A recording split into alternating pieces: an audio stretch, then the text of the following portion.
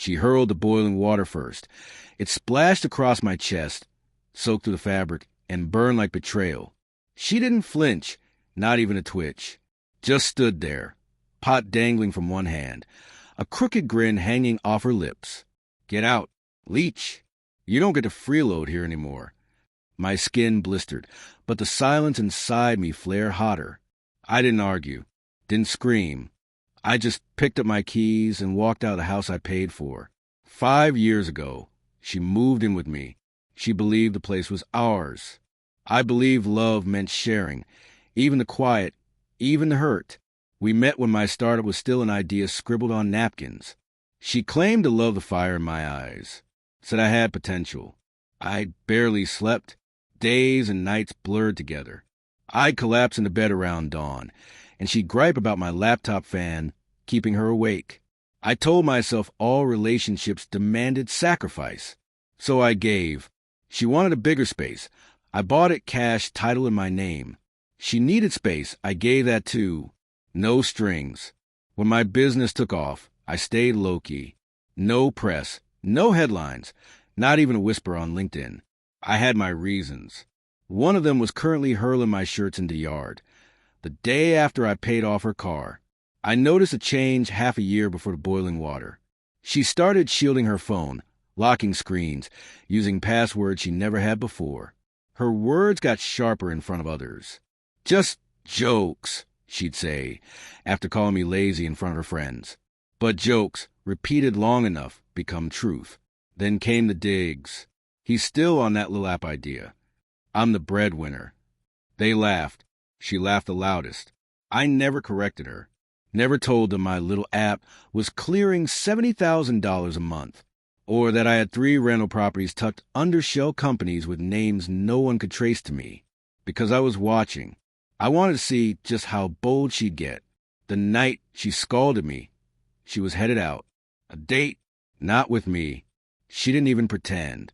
She stood in front of the mirror, slipping on a red dress, perfume thick in the air. Don't wait up, she tossed over her shoulder, like I didn't exist. I didn't. Instead, I spent a night organizing files of my lawyer, property titles, bank statements, ownership documents. The prenup she laughed off years ago. She never read it, thought I was broke. I let her believe that. I wanted her cocky. So when she kicked me out, she thought she'd crush me. She forgot who signed the checks, who paid the mortgage, who selected the hardwood floors and installed the fridge she posted online. She forgot the house wasn't hers. I didn't remind her. I let her sleep. At 6:42 the next morning, the knock came short and sharp. Legal. A process server handed her a thick envelope. Eviction, repossession, 30 days, citing property damage, domestic abuse. The police report I filed quietly after the water sealed her fate. I imagined her barefoot in the kitchen, staring at that paper with her name on it, heart sinking.